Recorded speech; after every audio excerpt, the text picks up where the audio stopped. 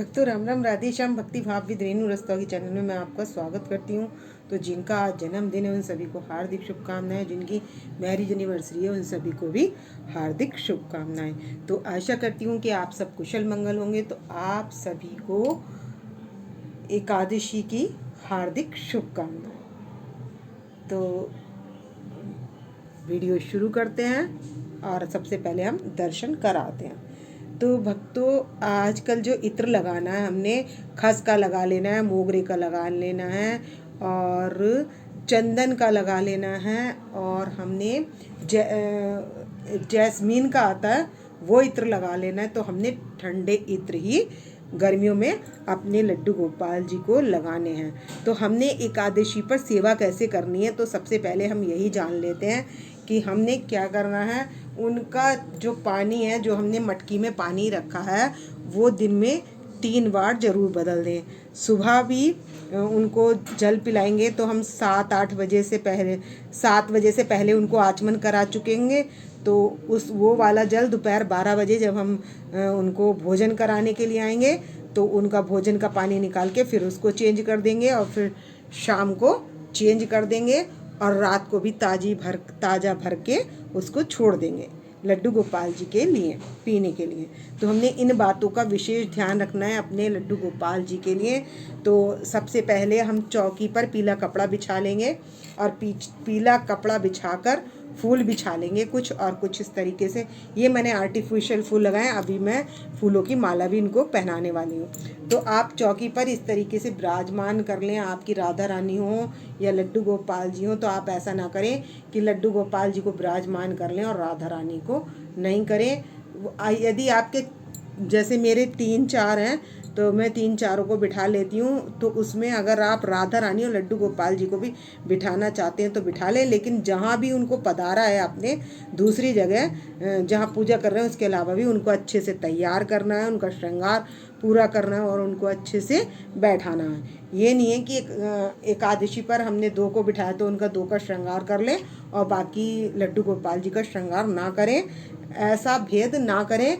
जो भी जितना भी श्रृंगार कर रहे हैं, आप माला पहना रहे हैं तो तीनों को ही माला पहनाएं। हार पहना रहे हैं, तीनों को ही हार पहनाएं, या 2 हैं आपके तो दोनों को हार पहनाएं। और पधार चौकी पर, आपकी छोटी चौकी है तो व्यवस्था नहीं है तो प्रभु से हाथ जोड़ के कह देंगे, निवेदन कर लेंगे कि प्रभु जैसी आपकी इच्छा है, जैसा आप करवा रहे हैं वैसा हम कर रहे हैं।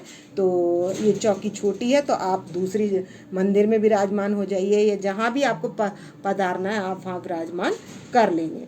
तो और जब पूजा के लिए यहाँ पर बिठाएंगे तो 1 लड्डू गोपाल और राधा रानी को बिठा सकते हैं, और यदि आपकी राधा रानी नहीं है, 2 लड्डू गोपाल है, तो आप 2 लड्डू गोपाल को भी बिठा सकते हैं। तो इस तरीके से आपको पूजा करनी है। तो और एक साइड हमने लक्ष्मी नारायण भगवान जी को पधार लिया है, और मैंने कुशा से जल छिड़क कर गणेश जी को और सभी को मैंने पवित्रीकरण कर लिया है, और मैंने इनको वस्त्र पहना दिया है। तो इधर हमने विष्णु भगवान जी और लक्ष्मी जी को विराजमान कर लिया है। तो अब जान लेते हैं कि एकादशी कब पड़ रही है। तो भक्तों, एकादशी पड़ रही है शनिवार की।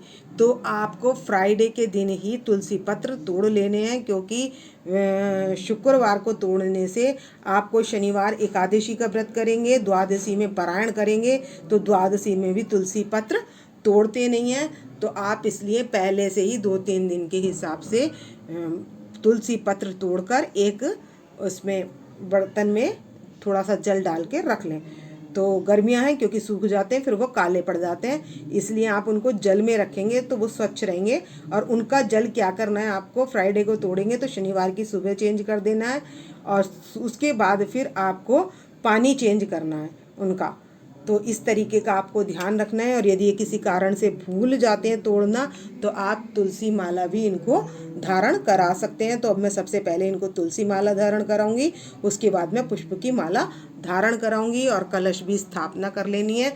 तो सिर्फ कलश स्थापित करते हुए दिखाऊंगी। तो भक्तों, मैंने माला पहना दी है, इनको तुलसी की माला भी पहना दी है मैंने अपने लड्डू गोपाल जी को। ये पुष्प के नीचे हो रही है, तो ये मैंने इनको तुलसी की माला पहना ली है। तो छोटे लड्डू गोपाल जी को भी पहना लिया, और मैंने कान्हा जी को भी पहना लिया। तो आप अपने लड्डू गोपाल जी को तुलसी की माला भी धारण करा सकते हैं। और तुलसी का यदि गमला है और आपने नहीं तोड़ी है तो वो भी अपने लड्डू गोपाल जी के पास रख सकते हैं, तब भी आप पूजा कर सकते हैं। तो इस बार की जो एकादशी पड़ रही है उस एकादशी का क्या नाम है, तो ये एकादशी 3 मई की है या 4 मई की है, पहले तो ये जान लीजिए। तो एकादशी 3 तारीख को रात 11:30 बजे आ रही है और अगले दिन 7:30 बजे तक रहेगी, यानी कि 4 बजे तक रहेगी। तो हमें उदिया तिथि में जो मिल रही है एकादशी वो 4 तारीख को रहेगी। तो हम व्रत जो करेंगे वो 4 तारीख का करेंगे। तो 4 तारीख को हम एकादशी व्रत करेंगे। तो एकादशी का व्रत जो है, इस बार की एकादशी का नाम है, वैशाख मास के कृष्ण पक्ष की एकादशी का नाम है बरूथनी एकादशी। तो इसका पारायण हम करेंगे 5 तारीख को। तो इसका 5 तारीख को पारायण जो होगा वो तुलसी पत्र से होगा, या आप इनका चरणामृत होता है लड्डू गोपाल जी का, उससे भी कर सकते हैं और फल से भी कर सकते हैं। तो पारायण हमने करना है सुबह 5:30 बजे से लेकर 8:30 बजे तक। तो हम पारायण कर सकते हैं, क्योंकि गर्मी में सूर्य उदय जल्दी हो जाता है और हम सूर्य उदय से पहले सूरज देवता की पूजा कर लें, और भगवान की पूजा करने के बाद ब्राह्मणों को भोग लगाकर ही पारायण किया जाता है। तो इस तरीके से हम कर सकते हैं पारायण। तो मैंने यहाँ पर ले लिया जनेऊ, तो गणेश जी को जनेऊ धारण करा देंगे और अपने विष्णु भगवान जी को जनेऊ धारण करा देंगे। और मैंने सभी को वस्त्र के लिए कलावा रूपी वस्त्र अर्पित कर दिया है सभी के पास, और ये हमारे विष्णु भगवान जी के लिए जनेऊ धारण करा दिया है। तो इसी तरीके से मैं कलावा जिस सभी के पास अर्पित कर, तो गणेश जी के पास भी मैं ये कलावा अर्पित कर दूंगी और सभी के पास मैं वस्त्र रूपी कलावा अर्पित कर दूंगी। और तिलक मैं सबके लगा चुकी हूँ और वस्त्र मैं धारण करा रही हूँ। और ये जो मैंने कलश स्थापना कर ली है, यहाँ पे 5-7 पत्नों से आप कलश की स्थापना कर सकते हैं। तो इसमें गले तक जल लेकर इसमें थोड़ा सा गंगा जल डालकर, 1 सिक्का, लौंग का जोड़ा और सुपारी डालकर आप कलश की स्थापना कर सकते हैं। और इसके ऊपर लगा लेंगे अशोक के पत्ते या आम के पत्ते। तो इस तरीके से कलश की स्थापना हो जाएगी। और इधर हम बना देंगे लक्ष्मी नारायण भगवान को और लक्ष्मी जी को, लक्ष्मी जी की तरफ से रेड धारण करा देंगे लक्ष्मी जी को, और विष्णु भगवान जी की तरफ से येलो कलर का कलावा। तो ये मैंने इनको वस्त्र धारण करा दिए हैं और सभी के पास पुष्प रख देंगे। तो लक्ष्मी जी के पास मैंने वाइट पुष्प, गुलाब का पुष्प की पंखड़ी धारण कराकर उनको कमल के पुष्प का ध्यान करके विष्णु भगवान जी के चरणों में अर्पित कर देंगे। यहाँ मैंने विष्णु भगवान जी के पास पीला पुष्प चढ़ा दिया है और मैंने यहाँ पर भी कलश की स्थापना कर ली है। और यहाँ पर 5 मेवाओं का मैंने भोग लगाने के लिए रख दिया है। और आप मावे की कोई चीज़ बनाते हैं वो भी उसका भोग लगा सकते हैं। दूध, दही, माखन और मिश्री का भोग लगा लेना है। और पूजा में जल अवश्य रखना है लड्डू गोपाल जी के पास, क्योंकि ये मैंने मटकी में से अभी अभी निकाल के जल रखा है। तो हम ठंडा जल ही पिलाएंगे। तो लड्डू गोपाल जी को भी इस एकादशी पर क्या करना है, हमने ठंडे ठंडे पदार्थ इनको पिलाने हैं। तो जैसे हो गया नींबू पानी हो गया, दही की लस्सी हो गई, दूध, ठंडा दूध हो गया, केसर वाला दूध ठंडा ही बना दी। या ठंडाई का मतलब है अपने घर में जो केसर चीनी डालकर उसमें हम बादाम वगैरह ये ड्राई फ्रूट डाल दें तो वो केसर का दूध पिला सकते हैं ठंडा। तो हम अपने लड्डू गोपाल जी को इस एकादशी पर ठंडी ठंडी चीज़ों का सेवन कराएंगे। और हम मैंने खीरा भी भोग में रखा है, तो हम खीरे का भी भोग लगा सकते हैं, ककड़ी का भी भोग लगा सकते हैं, खरबूजे का भी भोग लगा सकते हैं। तो मैंने फ्रूट्स भी आपको बता दिए, केले, सारे ऋतु फल आप भोग लगा सकते हैं और आम का भोग लगा सकते हैं, क्योंकि ये पानी की फॉर्म में होते हैं। तरबूज का भोग नहीं लगाना है।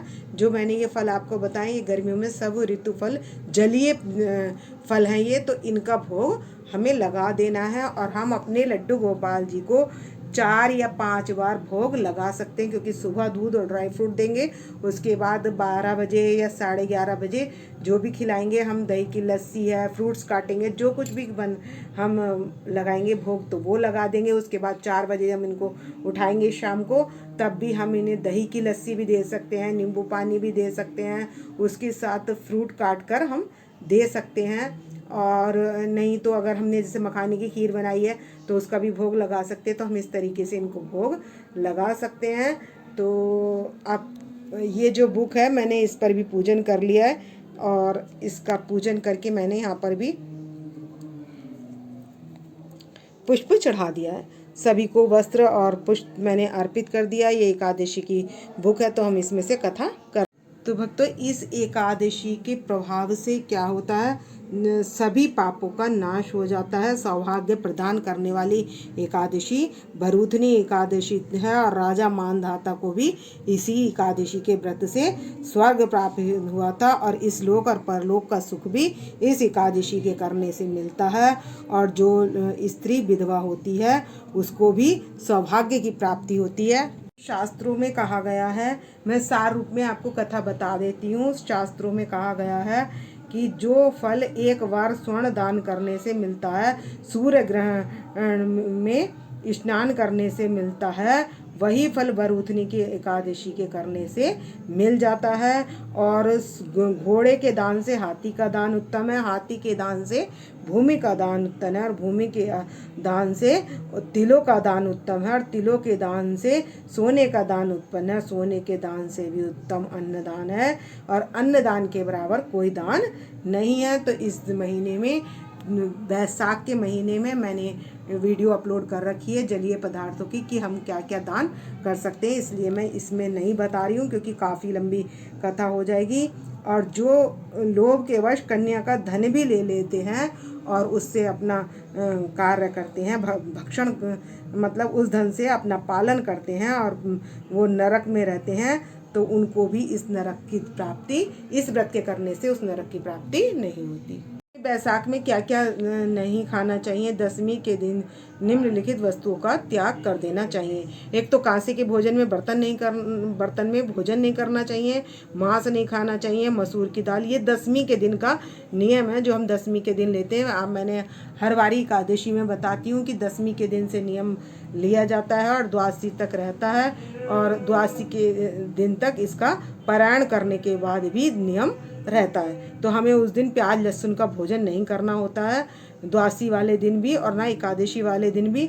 और जो हमें शाकाहारी है उसमें भी हमें क्या क्या नहीं करना है, तो मसूर की दाल का सेवन नहीं करना है, चना, कौंधा, शाक, मधु और दूसरे के घर का अन्न और मतलब दूसरी बार भोजन, ये हमें नहीं करना है। और तीनों दिन हमें ब्रह्मचार्य से रहना है। और सुबह को दशमी के बाद एकादशी वाले दिन हमने स्वच्छ होकर गंगा जल में तीर्थों में स्नान करने का विशेष महत्व है। बैसाख माह में बहुत लंबा इसका प्रोसीजर है, तो उसमें आप नहीं जा सकते तो आप बाल्टी में गंगा जल पहले डालें, उसके बाद उस जल से स्नान करें, उसमें काले तिल भी डाल लें और आंवला भी डाल लें, क्योंकि काफ़ी महत्व है वैशाख में आंवले का भी और आपके तिलों का भी।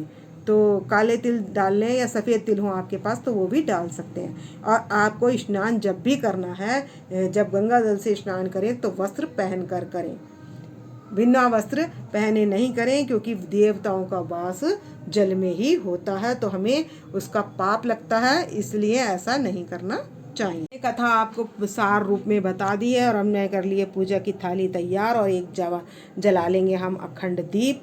तो अब मैं धूप दीप जला लेती हूँ और आरती करेंगे।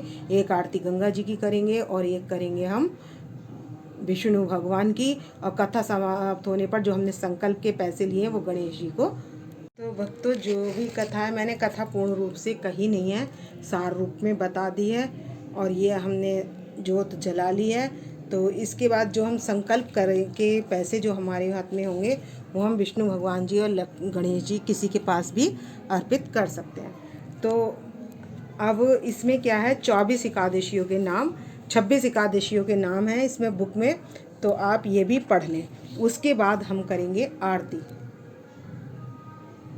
तो आरती करेंगे, विष्णु भगवान जी की आरती करेंगे। बांके बिहारी तेरी आरती गाऊं, हे गिरधर तेरी आरती गाऊं, आरती गाऊं प्यारे तुमको मनाऊं, हरि चरणों में शीश झुकाऊं, मैं बांके बिहारी तेरी आरती गाऊं। चरणों से निकली है गंगा प्यारी, जिसने सारी धरती तारी, देख युगल छवि वल जाऊं, मैं बांके बिहारी तेरी आरती गाऊं। तो भक्तों, हम कर लेंगे जल से जोत को ठंडा कर लेंगे और सभी देवताओं को दे देंगे, और उसके बाद हम कर लेंगे क्षमा प्रार्थना। तो और पुष्पांजलि अर्पित कर देंगे। तो हम एक पुष्प लेकर पुष्पांजलि अर्पण करूं, ग्रहण करो महाराज, कृपा दृष्टि अवलोकिए, शरण पड़े की लाज। तो हमने जो हाथ में पुष्प ले रखा है वो अपने विष्णु भगवान या राधा रानी को हम अर्पित कर देंगे। और कर्पूरी गौरम करुणावतारम संसारि सारम भुजगेन्द्रहारम सदा वसंतम हृदयारविंदे भवम भवामी सहितम नमामि। तो भक्तों, इस वीडियो का करूँगी मैं यहीं पर एंड। यदि आपको मेरी वीडियो पसंद आए तो प्लीज़ लाइक करें, सब्सक्राइब करें और शेयर करना ना भूलें। और कमेंट्स कहकर आप लक्ष्मी नारायण के नाम से भी हाजिरी लगा सकते हैं, और राधे राधे के नाम से भी आप हाजिरी लगा सकते हैं। तो मिलते हैं नेक्स्ट वीडियो में। भक्तों राम राम, राधे श्याम।